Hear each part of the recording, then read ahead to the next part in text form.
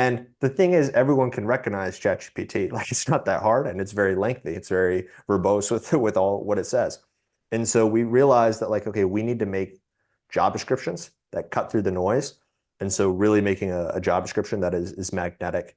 So not using like cliche language, not saying like, we're looking for a data-driven guru or wizard who can like do this, right? Like people see those and they just like cringe and shut off. That's what we found. And that's what my recruiter said. She's like, I applied to your job because you didn't have anything like that. You didn't have like these weird buzzwords, and it was just very short. And you told me what I needed to know, the skills that I needed, the time zone, salary, like those types of things we display. And people can make a quick judgment on if they're going to apply or not.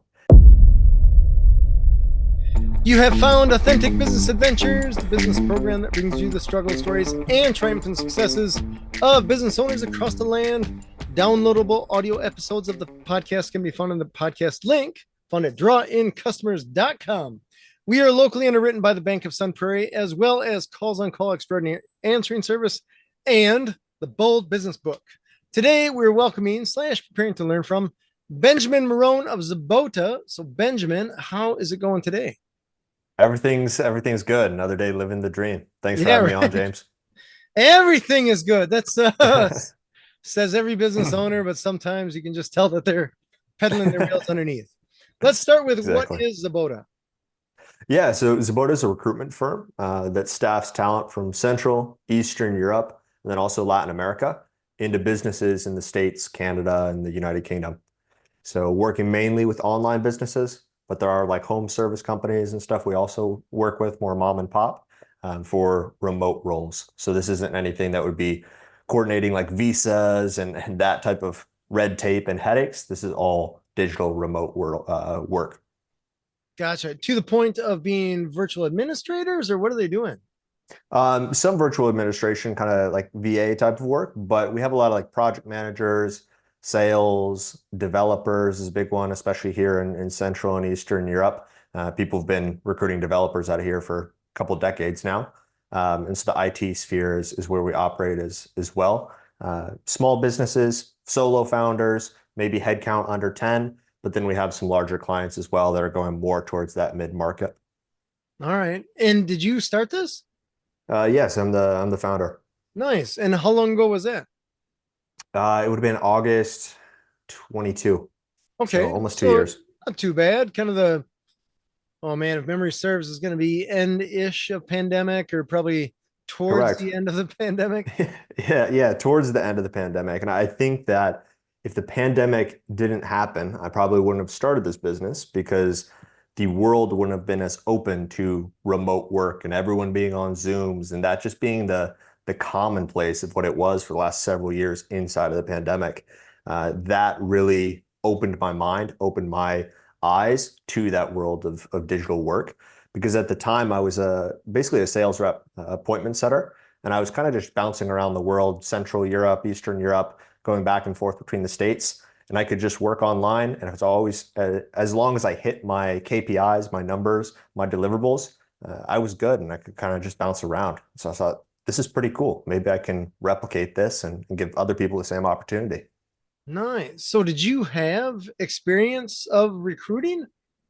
No, I didn't have experience of recruiting. It's kind of interesting. I've been in some high growth companies where there was a tech company called Connected in Indianapolis. They did a lot of like LinkedIn automation software. And I was one of the first 15 employees there. I got to see it go to 100, 110 employees before I left. And so Wow. I could see how people grow teams and operate inside of teams. A lot of the group was remote when we first started. We eventually kind of went in-house. So I'd worked in a lot of teams, seen how they had grown, and then I jumped into the recruiting side of things. Really, what I had noticed at Connected is I was allowed to utilize virtual assistants because I was also in university at the same time. And so juggling a full-time role and then also being in university is just like a lot. There's a lot to handle with that. And so I wanted the virtual assistant to just focus on like sales follow-ups, a lot of little like admin work, just to save me 2, 3 hours a day. So I could focus on still going to school remotely and like actually get my degree instead of having to choose one or the other. So just to clarify, you as an employee were hiring VAs to help you get your job done.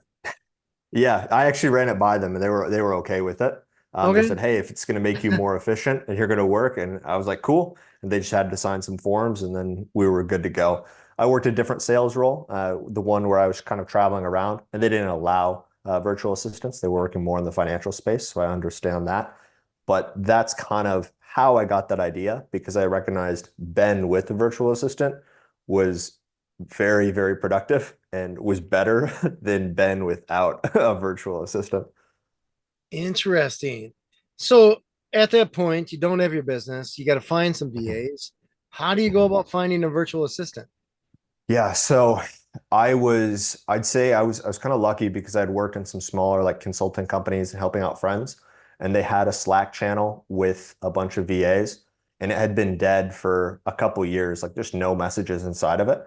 And I went through and messaged some people and said, "Hey, are you looking for opportunities? Like I'm trying to build a virtual assistant staffing company." And that was kind of the first kind of iteration of Zabota. We were called VA Tasks before we switched to Zabota in the last like year and a half now.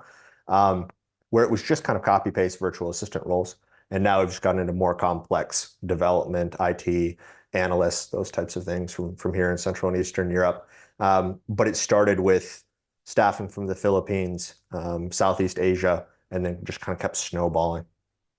So are you actually, or did you travel to all these places to find these people, Um, or were you building this so, remotely? so I was building it remotely until January of 2023. I'm in Warsaw in Poland, so about 7 hours ahead of you. And Dang. it was kind of a perfect move because my company was very small and still growing, and I needed to keep the costs very low as I built. I didn't want to just like go back home and go back home to like mom and dad, and that's a blessing to be able to fall back on that. But I wanted to be able to kind of operate and grow my company independently. So I moved to Europe in January 2023. It kind of gives me the time difference where there's like those 6 hours before the States wakes up. So I have this like deep work block where pretty much all my friends and family are in the States. I have friends here, but they're not really contacting me during the mornings as much because they know it's the deep work blocks. So I kind of like doubled my days and gave me like the maximum amount of chances to succeed just because I got more hours throughout the day. Interesting. So what made you decide on Poland versus the Philippines or any other place? Mhm. So the Philippines is just time difference. Like the max I really ever want to staff from or go from the States, since I'm still mainly focused my business on the Western world, with like sales calls and clients and those types of things.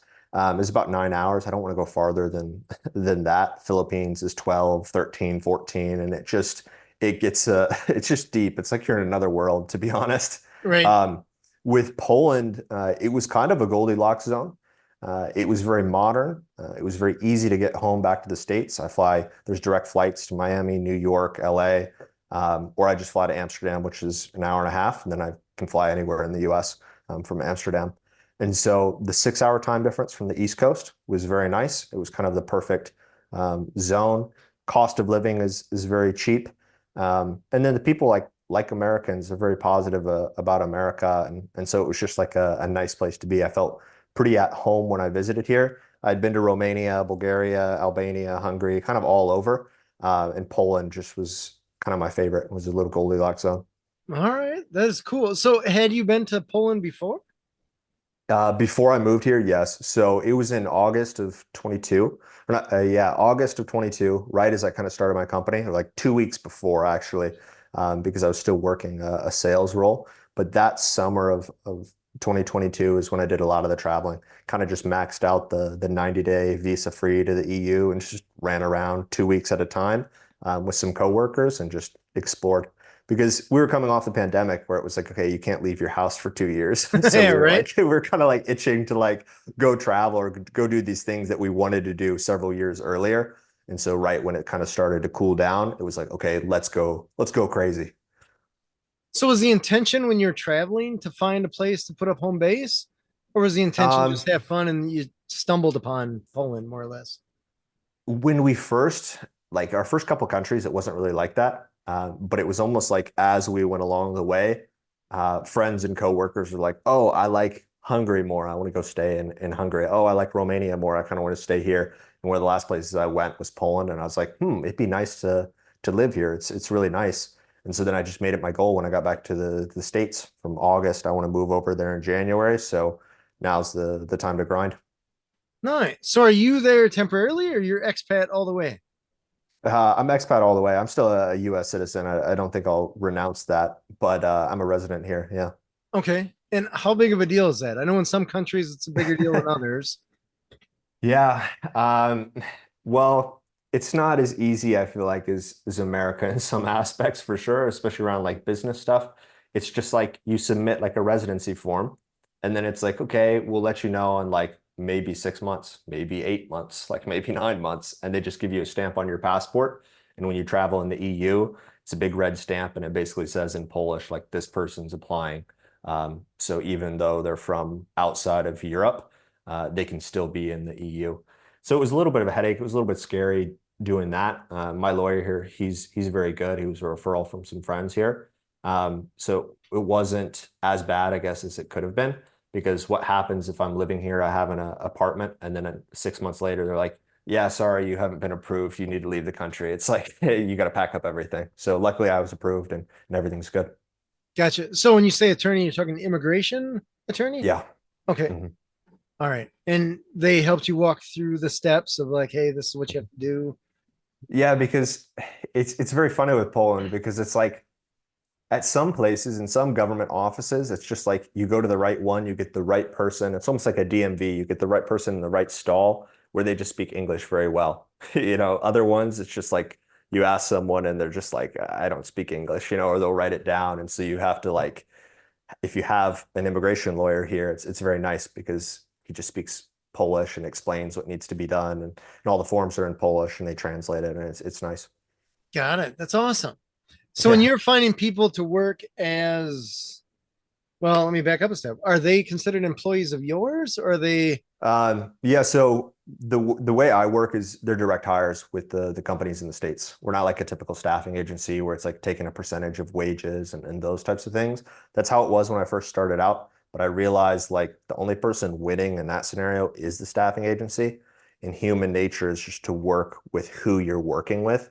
And so it was like I was a weird like middleman. And I felt like clients didn't really like it. And also the people who were staffing didn't really like it as much because they saw, oh, this person's getting a percentage of my hard work, which I agree with them, right?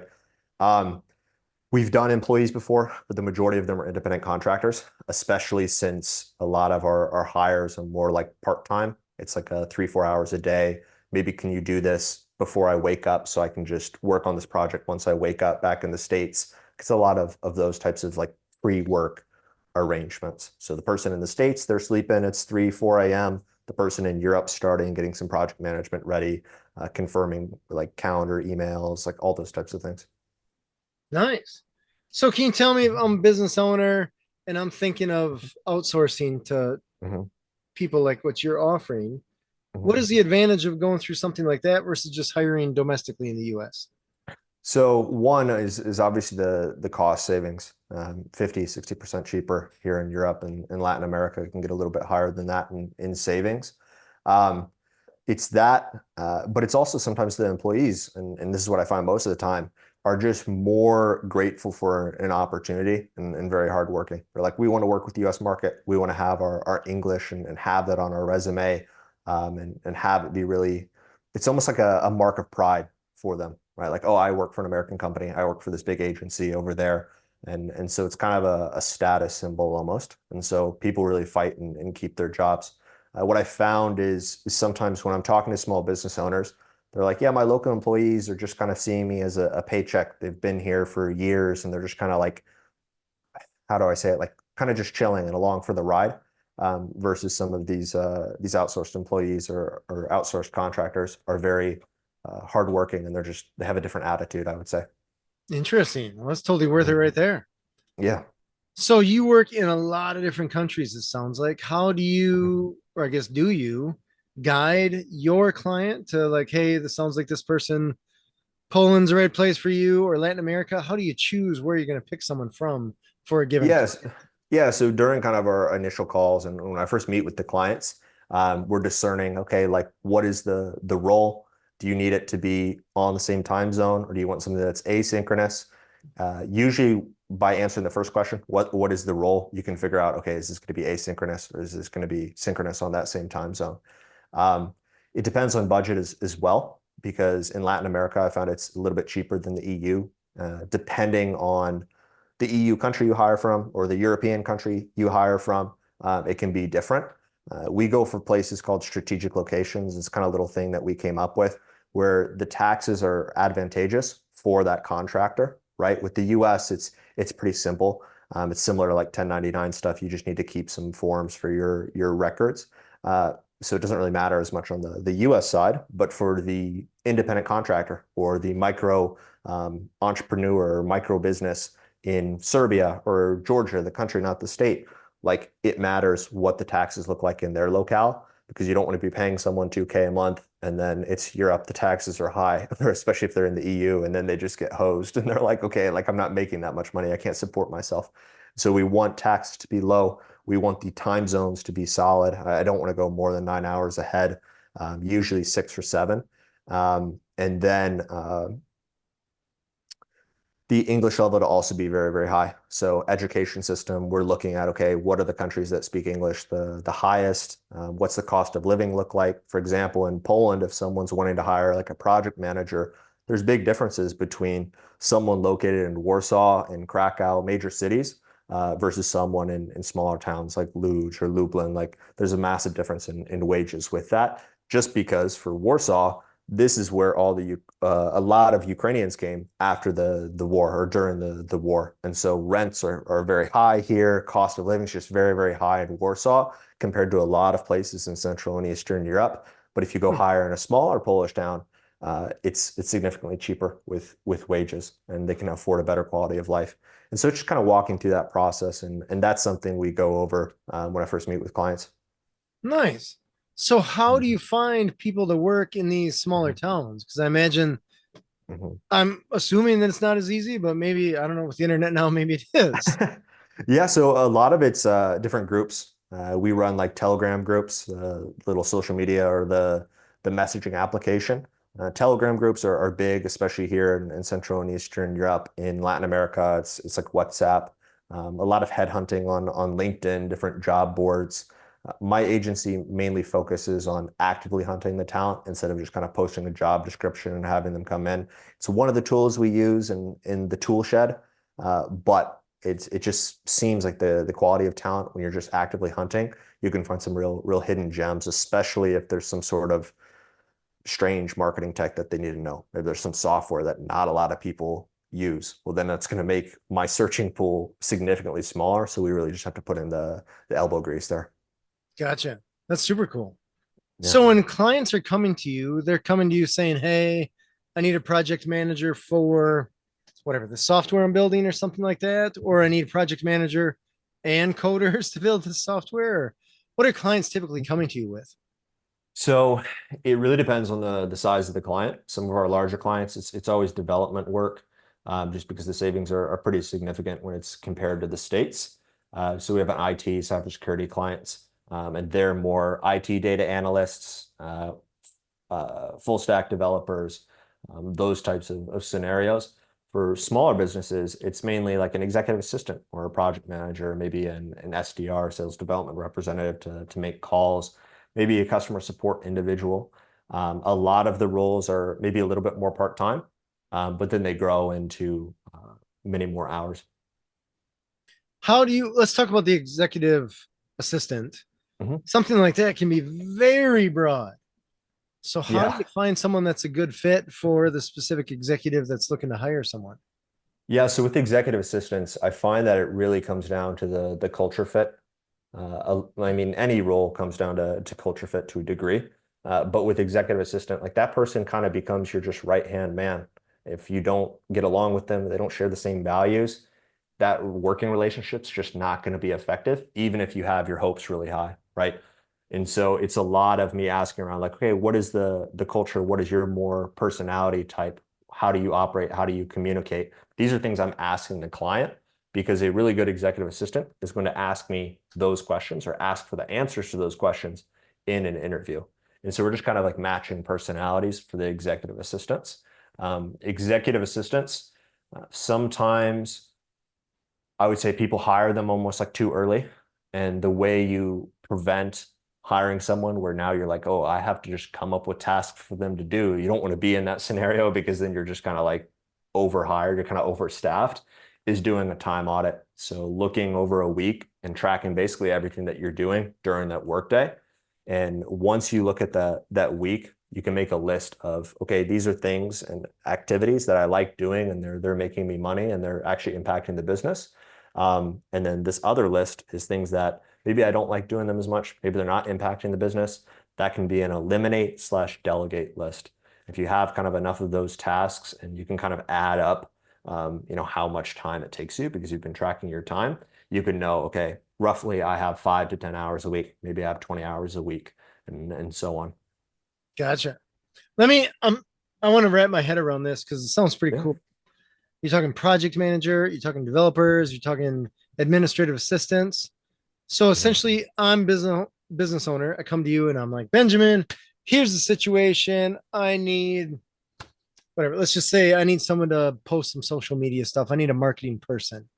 Is that what I'm coming to you with? And then you're asking me questions, trying to figure out specifically who you have that would fit that job description, so to speak, or how does that work?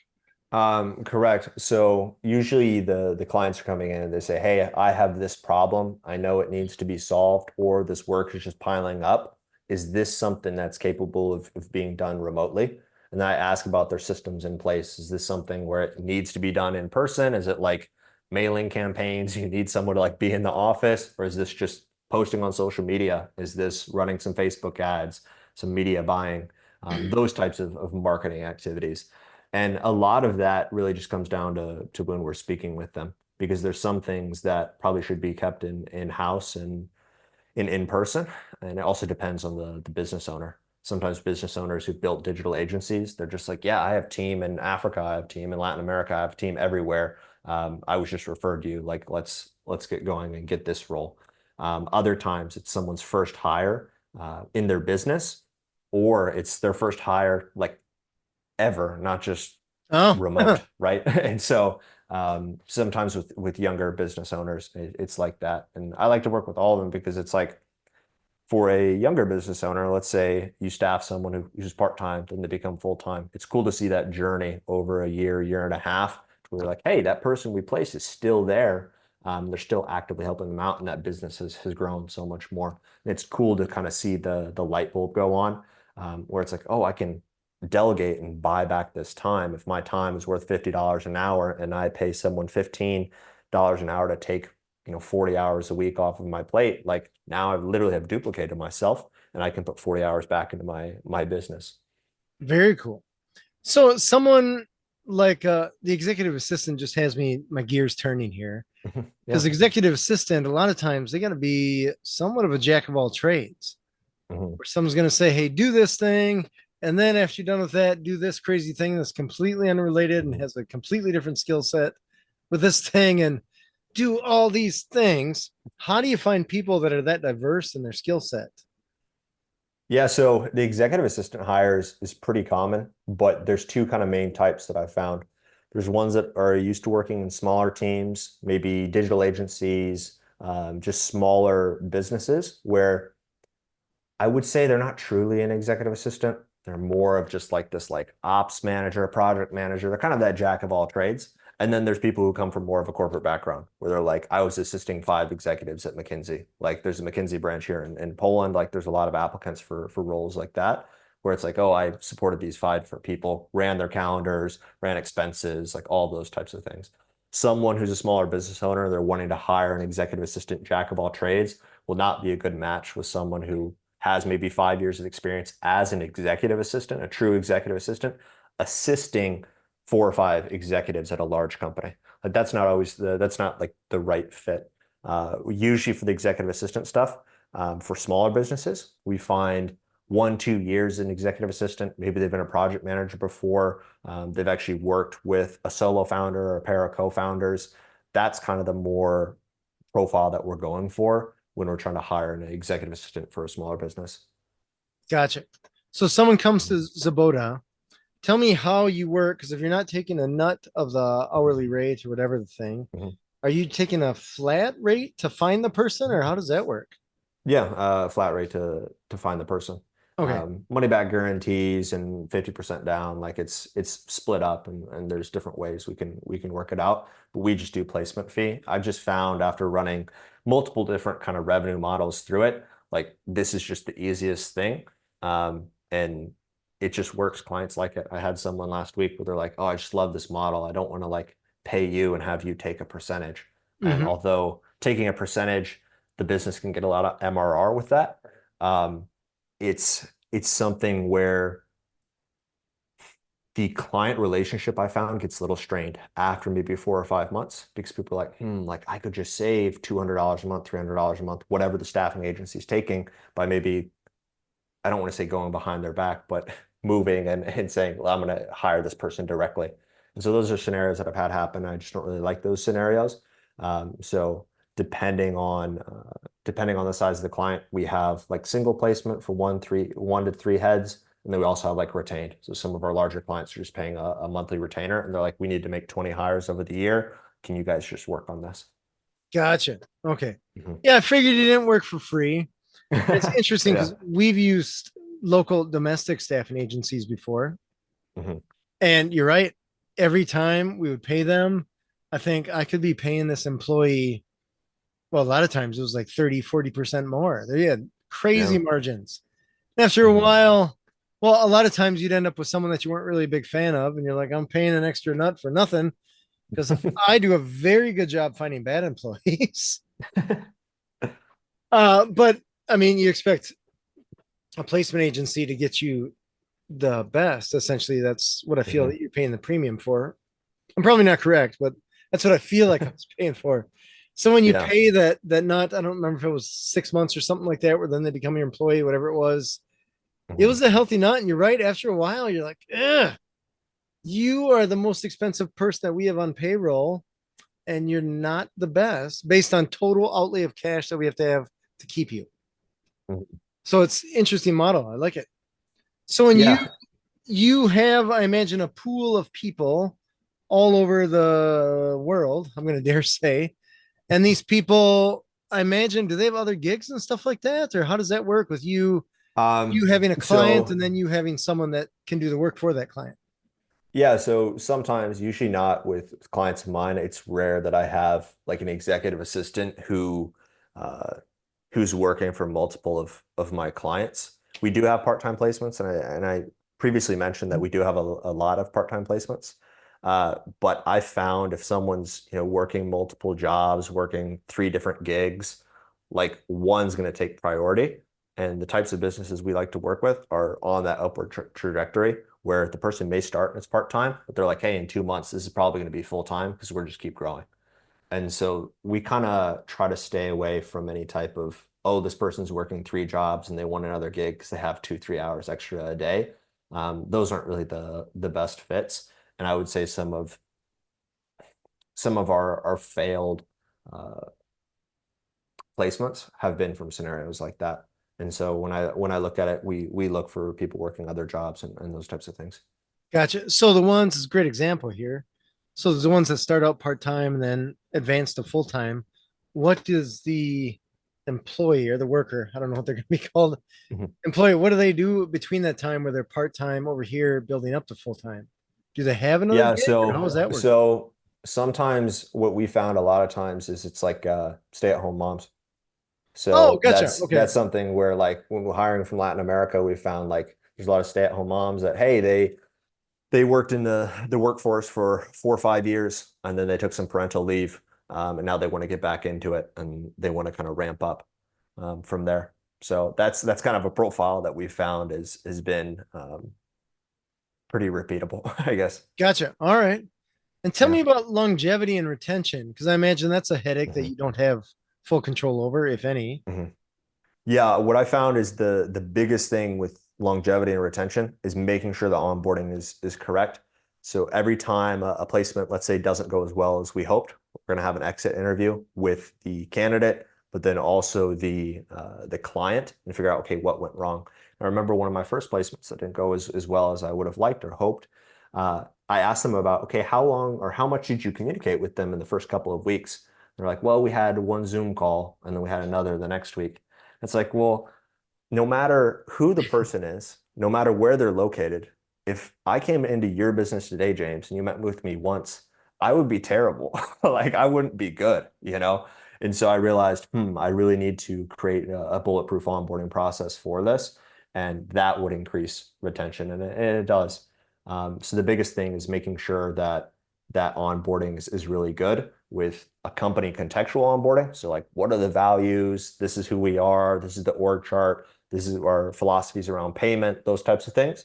And then a role specific onboarding that's a little bit more in depth over the first couple of weeks where you're meeting with them 3, 4 times a week. Doesn't need to be a 45-minute Zoom meeting. It can be 10, 15-minute check-in just to make sure that they're understanding everything that's going on and you can get feedback on your onboarding process and make sure that it's really good as you bring on more people into your company.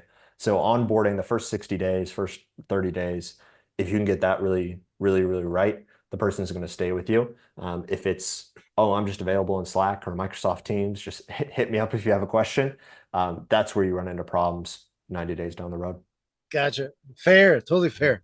I would Yeah. love to say that I've never done that, but I am totally guilty.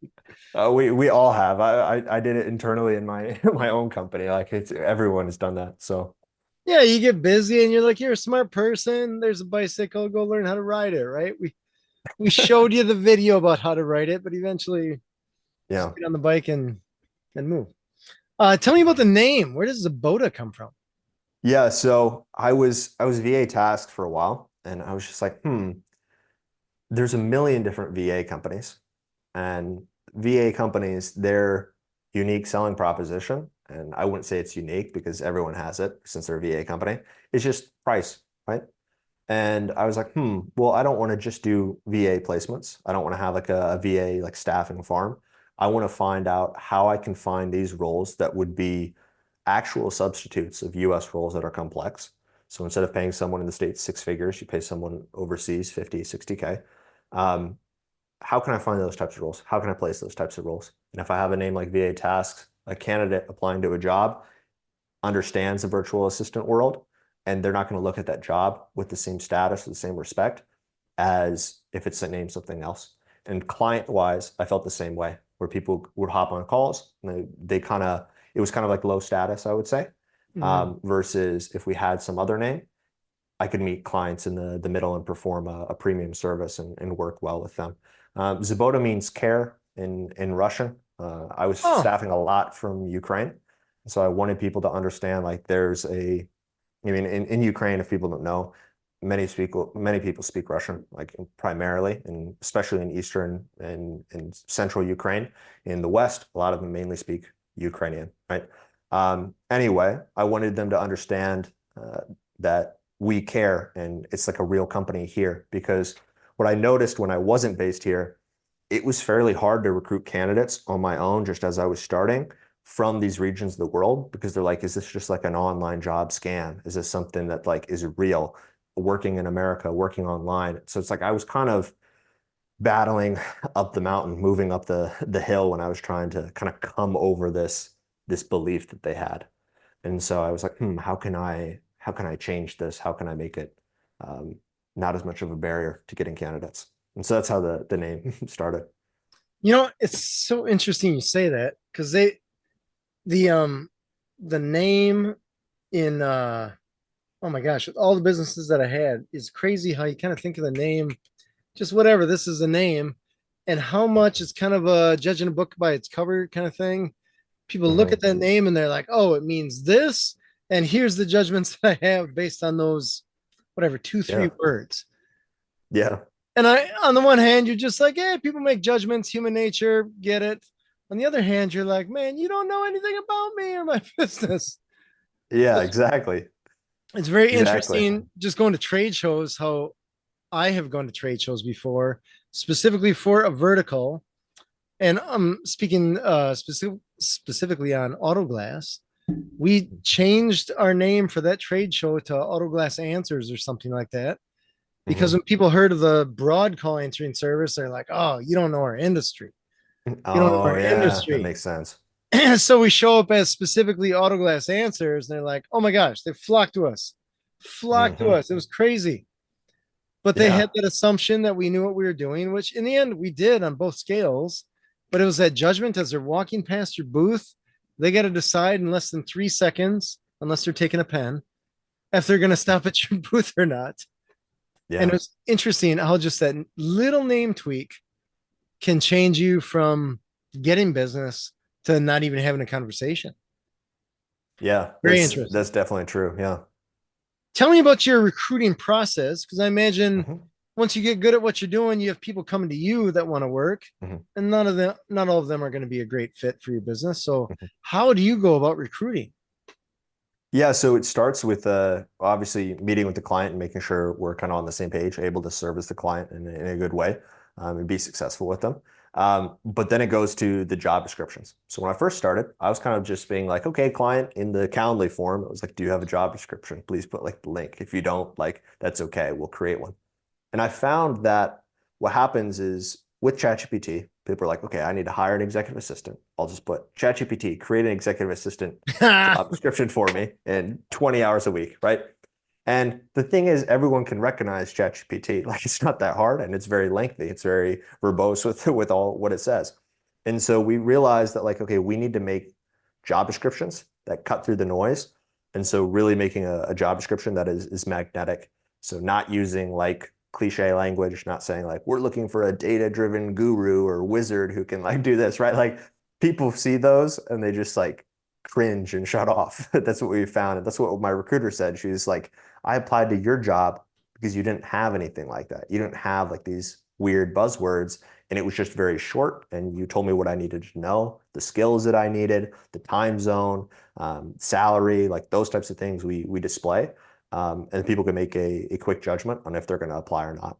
It also keeps away, it just protects our time. It keeps away a lot of just getting a bunch of applicants and then having to go through a bunch of screening calls and figure out 10 minutes into the screening call with 5 different applicants that it's not going to be a fit because they don't know this certain type of software. So, how do you, once they apply, they're all good Mhm. there. I imagine you have to go through an interview process of some kind, right? Yeah, so typically screening calls, 10, 15-minute screening calls. The reason it's so short is because we make it about them. We don't really ask about the job as much. So we're not saying in the beginning of the call, I'm not going to go and say, hey, James, this is for this marketing manager role. This is everything you need to know about the company. This is what we're looking for, blah, blah, blah. I'm not going to speak for 2 minutes in the beginning. Instead, I'm going to tell them, hey, this is the title of the role. It's for in our position. It's for our client company. They work in the aerospace industry. Let's just use that as an example. It's this many hours a week. And then we just start asking about the resume. We're just like, hey, I want to know a little bit more about your experience here from June 2018 to June 2020 and making it more about them. Because what I found is if I tell people everything that we're looking for in the very beginning, they just mold their resume to what they think I want to hear. And so it just makes it way harder to make a decision on like, is this interview process, is this candidate that's interviewing as good as they say they are? Versus when we do the screening interview and it's kind of like flipped, we can just figure out, okay, this person is just speaking freely. And they speak freely, and then we figure out, okay, is this person, we want to bring them to the next round? We want to bring them into a test interview or, sorry, a skill test. Um, and that's kind of the biggest thing with the interviews that we found. So initially a screening call. After that, it'll either go to a skill test or a more in-depth interview. Sometimes it's a little bit interchangeable with the skill test and the second round interview. But the skill tests, it should really mirror whatever they're going to do in the first 30 days. So not everything they're going to do in the first 30 days, but let's say you're hiring a sales rep, they need to build outbound email campaigns. Maybe they need to find some ideal client profiles. Well, a skill test could be, why don't you build 4 emails, right? Just a single sequence of 4 emails, and then find me 3 or 4 ICPs that you think are ideal client profiles on LinkedIn and write why you think they're good ideal client profiles. Like don't outreach to them, but just write why. And you can kind of see what is their thinking when they're going to be doing prospecting. For like an appointment setter, sales development representative, those are good test tasks. You want it to actually like mirror what they're actually going to be doing. So you can actually get a good judgment off it instead of it just being like, hey, ChatGPT, can you tell me like what a good skill test is, you know? Oh, that's awesome. So when it comes to, let's just run down the road of Mhm, the essentially outsourced sales. mhm. Is there a language barrier or an accent barrier, or how do you get over that? So for that, that's part of the reason I started staffing in Latin America. I was getting a lot of requests for sales reps, mainly like SDRs, kind of front end stuff, a lot of like cold calling, outbound, those types of positions. And with Europe, I love Europe. I love Poland. I love living here. But especially, let's say if they're from Ukraine, it can be harder to lose their accent. They have a thick kind of Russian, Ukraine, Slavic accent. And even my girlfriend here, she speaks very good English, but she still has an accent, and sometimes it's hard to understand her, right? And so I realized with Latin America, it's like so many people work in call centers, they work sales positions down there, and especially for like banks and different things like that, and financial industries where they're going to be speaking on the phone to hundreds of people, that the English is so dialed in Latin America, especially Colombia, Argentina, that we do everything we can to minimize any type of accent stuff. And if the business is located in the southern US, being bilingual helps, and they already speak Spanish, so it's perfect. Nice, very cool. Hmm. You know, it's interesting you mentioned that. We actually, with the call answering service I have years, well, I guess it was in the beginning of the pandemic, we Hmm. hired a company that had some Filipino people, and we were sold no accents, man. Here, listen to these samples, listen to these samples. They sound great. Some of them even sounded better than the people that we had. Not all the people, but many of the people that we had. Yeah. Like, this is phenomenal. I won't have to deal with Hmm. employees ever again. This is going to be great. The people that we actually got, though, oh my gosh, we would have Hmm. callers actually hear them and then just hang up and try again Oh to try man, to get yeah. someone that they could understand. And it was so interesting because it was like what the sales guy was selling and what we were given or sold, I guess, were Hmm. Sold on, yeah, two yeah. very different things. And I joked with the managers that we had because the managers were Filipino as well. And I'm like, you guys are incredible. Can we get you to answer the phone? Because you guys are dialed in. It Yeah. sounded incredible. And they're like, Mhm. yeah, no. So it's very Yeah. interesting how that, I mean, that was one experience. And I'm Mhm. amongst whatever, many other call centers that are doing it successfully. But it was Mhm. interesting how we just I had a bad taste in my mouth from that. Mainly a financial one, because that was a very expensive lesson in what not to do. Yeah. But yeah, that's how the game goes, I guess. Yeah, it's always going to depend on the role, and especially for something like sales, like it's kind of like what we were talking about, where people make snap judgments. Is it Mm-hmm. right? No, but it's human nature, and people make those judgments snap, and it's the difference between you getting business and getting someone staying on the phone when you interrupt them when they're having their morning coffee to listen to your sales pitch, or just someone hanging up, right? And so. The sales side of things, that's why we're hiring from Latin America. That's why we're super focused on Latin America. And we really, English is that top priority. With some other roles, let's say in like Europe, non-client facing stuff, they have good English here too. But if you need someone who's going to design emails and someone who's a really good graphic designer who's just going to be communicating internally with the project manager, that person can have a slight accent and it's no issue, right? Mm-hmm. And so it just really depends on the role. Like sales has to be A1, it has to be perfect. But someone who has a slight accent or sounds like a second generation individual in the States, it's fine, you know. Yeah, yeah, because they're not Hmm. necessarily front facing, or at least Hmm. not verbally front facing as far as that goes. When Yeah. somebody comes to you, a potential client, can they come to you or do they come to you with something vague? Like I need a marketing person or I need I don't know if they come to you for deep stuff like chief financial officer, stuff like that. Or do they come to you with vague or do they have very specific dialed in things that they're asking for? So it really depends. I find the newer ones say, I need help. I just don't know who I need. That's why I'm here on the call today. Like that's when I'm asking them questions.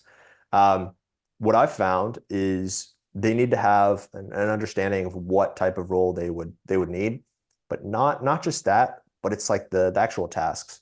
What is this person going to be doing? If you're super overwhelmed and you book a call because you want to learn more about maybe an executive assistant, virtual assistant, you need to know what they're going to do. And it's part of the reason I suggested the time audit in the beginning of our conversation, is just because that will tell you not what you think you're spending all your time on. It will tell you what you are spending your time on, right? Mm-hmm. And so that it will actually give you that visibility, that tracking those metrics. So you can be like, okay, I'm actually wasting 4 or 5 hours per week, or I'm wasting 10 hours a week that I could delegate. What I've found is being vague around sales. Everyone wants to grow their business. A lot of people don't want to do outreach. They're uncomfortable with that. But you're not going to be able to hire someone from, let's say, Colombia or Argentina and just magically have them just go grab you more business, right? They need lead sources. They need kind of a method. And as the business owner or whoever you are, you need to kind of be the brains behind the operation and be like, okay, we're getting some success with this. It's kind of like a little fire going with this sales stuff. Maybe it's cold email, maybe it's LinkedIn outreach, whatever it is, whatever method you're using for outreach. Let's go get some more outsourced talent. We're going to pour gasoline on the fire and get it growing. And so that's really what I'm trying to figure out in the sales roles, is because someone who comes and they're like, I just want my business to kind of magically grow, or they don't really have a plan, it's not going to be a good client. It's not going to be successful for that candidate who gets placed, because they're being asked this huge, tall order. Mm-hmm. And it's just not realistic. And so I want to make sure that the expectations are met on all parties. Gotcha. Are there any things that you don't recruit for? I guess maybe that's easier to Um, ask than what you do recruit for. Yeah, so anything C-suite, I haven't really done any of those. I've done like head of marketing and those types of roles, but nothing C-suite. Gotcha. Okay. Mhm. That's easy enough. Yeah, or Yeah. hard enough. I don't know. Tell me about the trust factor, because I imagine you run into a Mhm. situation similar to us, right? Where we're selling a service and trust is a huge factor, that it's very difficult to convince people that they can trust you, right? Without them actually trying the service, right? Because we, with the call answering service, we're like, hey, Mhm. send all of your calls to us. We'll treat the people super well, get them on the schedule, and be Mhm. awesome. We know that we're awesome, but we have a hard time helping people understand that we are Mhm. awesome without them actually trying it, right? And I imagine you in the Yeah. same situation.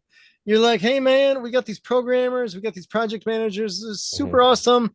They happen to be across an ocean, not a big deal. How do you get that trust? Client testimonials, case studies, client interviews. So sitting down with a client, hopping on a 10-minute Zoom call, and recording just like, hey, where were you at before our service? What was the process like during? Where are you at after? Do you have anything you want to say about Zobota, or someone who's on the fence about working with outsourced talent? Or what did you believe was a myth, but it wasn't actually true? Client interviews can really, really help. What I found is if someone sees, okay, you have an exact testimonial for someone in my niche for this exact role, those are always super, super strong. The person's going to resonate with that a ton, compared to if it's the exact role and it's a totally different niche. Because people in their mind, they're always like, does this, it work for those people, but is it going to work for me? Mm-hmm. Like even if they see 200 testimonials, if they don't see someone who's kind of in their niche, kind of similar to them, there's going to be more of a barrier on them even reaching out or hopping on a call or just responding to a message. And so I think it's really documenting the case studies, documenting the client results. And it's something that after we finish with a client, we check in and we ask them if they'd be open to it. And if they're not open to it, that's totally fine. They're not forced to give us a testimonial. It's not like that. But if they're not open to it, like what's feedback? How can we make it better? How can we make it like worthy of their praise? And so it's, you just win in that scenario. You either get a testimonial and the person also does give you feedback, or you don't get a testimonial and you learn what you can improve and do better to make it more attractive. That's so interesting you say that, because we've been fighting. I use the word fighting. I don't know if it's the right word to use, but we've been trying to get as many reviews and testimonials as we possibly can. And Mhm. even for the book that I wrote, trying to get reviews and stuff like that, it is so tough. Where it's Mhm. almost like you want to piss people off intentionally. You're kind of thinking about this in the back of your head, because then they would be angry enough to leave at least a bad review. You don't want bad reviews, but it's one of Mhm. those things where like a good review takes you 30 seconds. And even business Yeah. owners understand that a review is a big deal, right? But still, you're like, hey, man. And they'll send us an email saying, you guys are super awesome. I don't know how I'd live without you guys. And we'll be like, great. Mhm. Would you mind putting that in this review? And we give them the link, and it doesn't happen. Yeah. What does it take, Yeah. man? What does it take? Yeah, So I yeah, think it's it's a challenge. partly like what time or what sequence in the emotional and client journey you ask. Are their emotions going to be high where they just got this new employee, everything's good. Maybe it's the first 2 weeks and they've got the weight lifted off their shoulders. That's the time to ask for a testimonial. It's really hard to collect testimonials, I would say, past like a 2 week point after you delivering your service. What I found is when I Oh, outreach to people and I'm like, hey, like we're doing this thing, we're trying to get more reviews. It's like I send it to an email list and I get like 2 people who respond, like, and so I found it's really about the timing of when you're asking. you raised a very good point there because we've been asking clients that have been with us for years, Mhm. some more than 10. And I'm like, why would they not? They obviously like us, right? Yeah. But I guess Yeah, we that's we true. missed that boat before reviews were even a thing or much of a thing. Oh, Yeah. that's funny. That is funny. Benjamin, where can people find you? Yeah, so Zobota.io is our website. On Twitter or X, I guess as it's called now, just Benjamin Morone, my last name, Morone. And then also newsletter. So hire Nice. from Europe and latam.com. Right on.